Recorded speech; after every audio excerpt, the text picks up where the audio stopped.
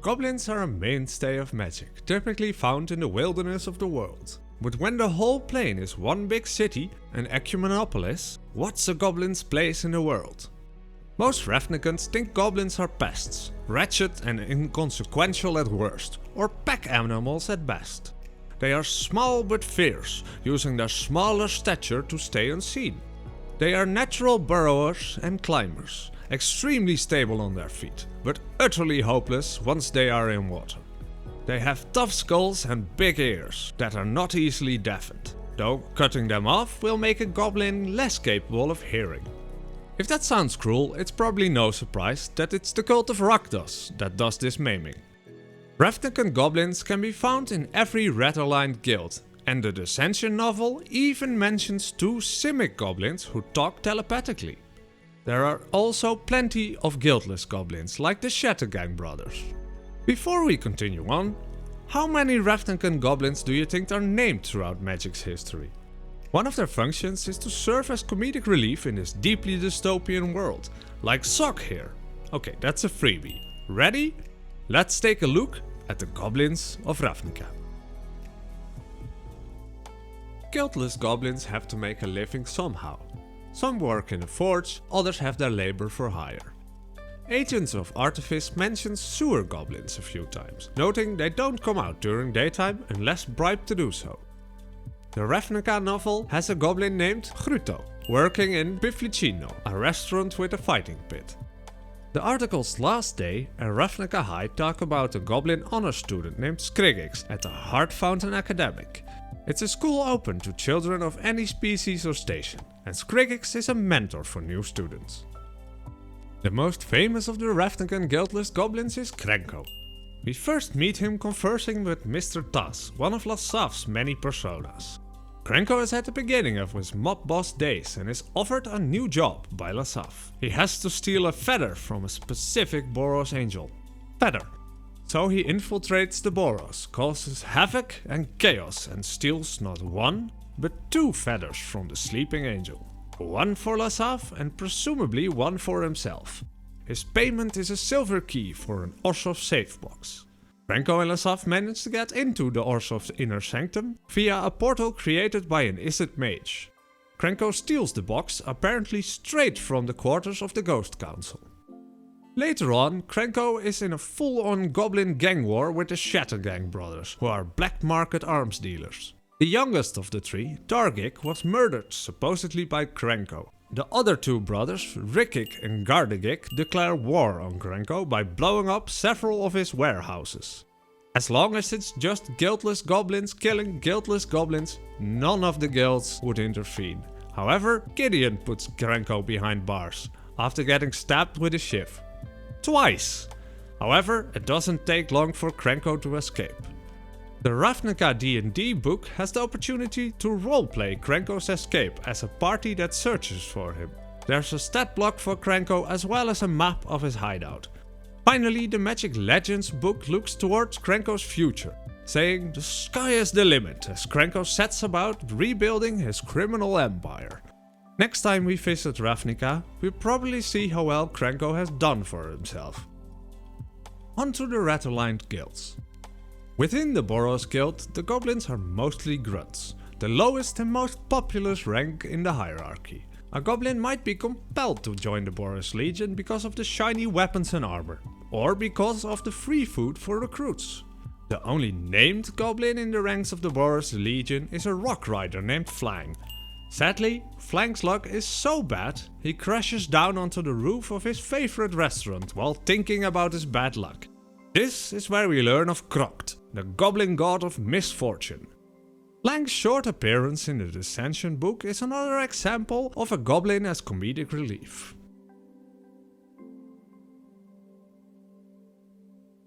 True goblins are very aggressive fighters. They are easily swayed by battle fury, what Feral Animist calls the rage of the beast, and are longer under its influence. Take a look at Grangle from the card Role Reversal.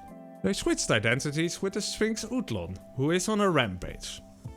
Goblins have a bit more upward mobility in the Gruul clans than within the Boros Legion. The leader of the Gravelhide clan is a hot-tempered goblin named Skorik Bouldertooth. The cult of Rakdos has a penchant for sadistic humor and reckless glee. The comedic relief gets a darker tone here. A Rakdos Canarium acts like a grotesque circus where goblins are clowns. On stage they get cinched and boiled and crushed.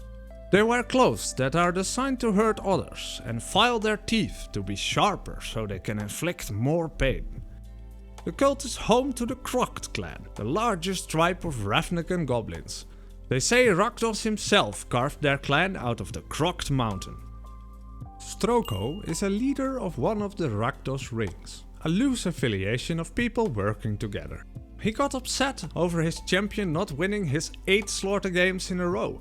Stroko insulted him so harshly the champion left. But Stroko was a good teacher, as the former champion later tries to set up a new ring and reminisces about the things Stroko taught him.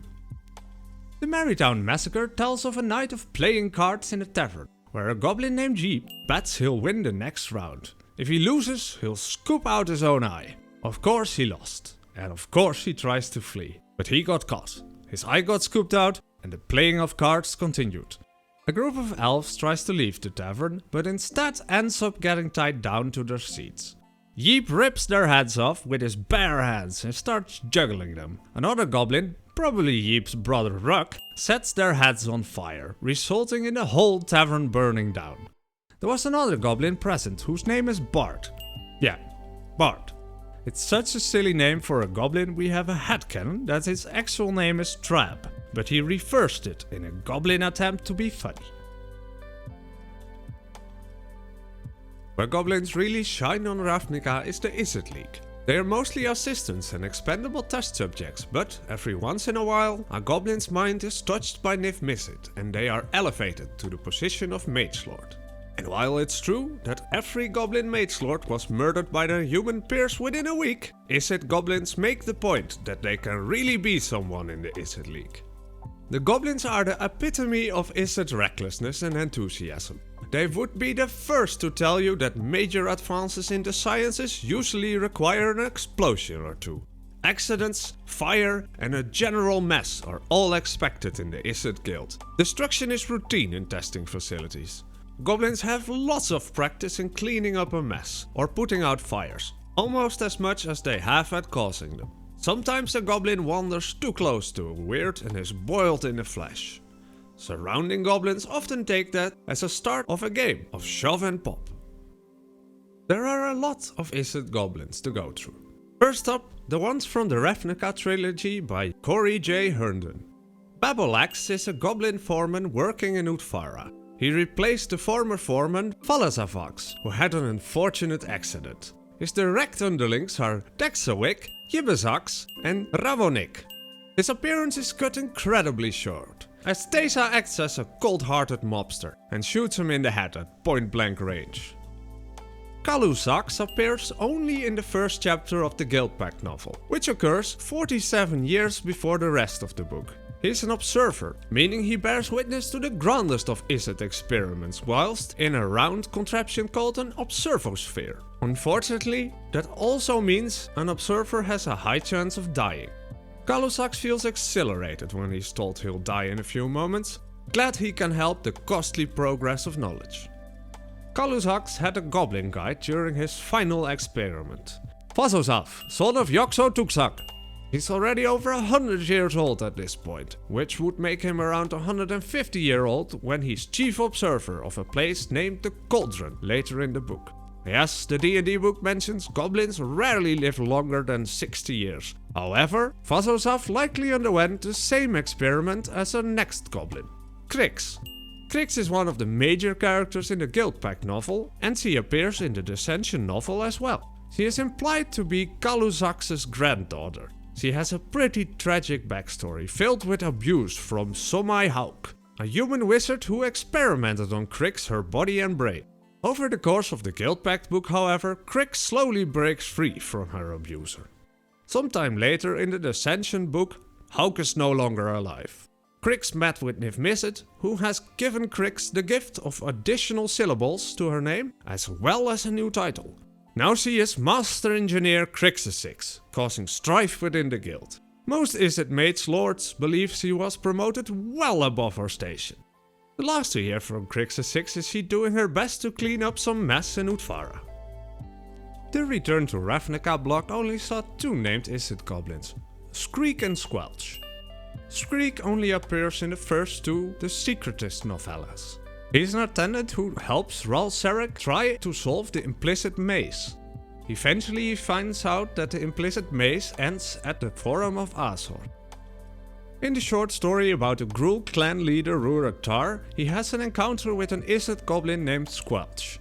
The goblin helps the clan leader by single-handedly bringing down a war beast. Sadly for Squelch, Rurik Tar thinks himself too good for a goblin and ignores him afterwards. Finally, on our third visit to Ravnica, we have a few more Izzet goblins. Varri Ford is an accomplished chemister and chief engineer of the Interplanar Beacon. He got knocked out and was replaced by Lasaf during the story of War of the Spark. The area of the Firemind, Nifix, is outfitted with an elevator designed by Bogo Sternwhistle. He made it to hurl rocks at high speeds at passing clouds, but he couldn't get enough speed in the rocks, so the design was retrofitted for transport. Next is Gullivan. She only appears in chapter 17 of Reckless the Gathering Storm. She was a primary engineer on Operation Desperation, responsible for the part built in Nifix itself. She died in an accident where a loose piece of metal flew straight into her throat. Marie is an elementalist who impressed Niv Mizzet with her work on the weird Malak. Project Lightning Bug was her idea, formed after she suggested to Niv Mizzet to track Jace more closely. She likes to take charge. During War of the Spark, she leads an Izzet army against the Eternal Dread Horde. Later on, when Niv Mizzet is dead, Marie acts as Ral Zarek's second in command during intra-guild meetings. Myssix was originally printed in Commander 2015.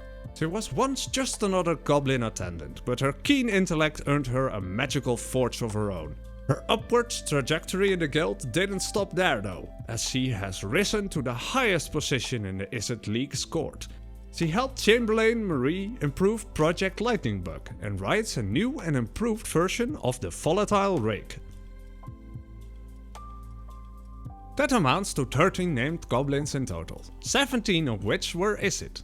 The D&D book gives us a list of 22 goblin names to use, with 5 of them actually being used in canon. With Ravnica being one of the most popular planes on Magic, it's inevitable we return one day. And while we're certain that Krenko will continue on existing, we'd love it if Grixis, the Goblin Star of the Guildpact book, could get a legendary card one day. Thank you for watching, hope to see you next time.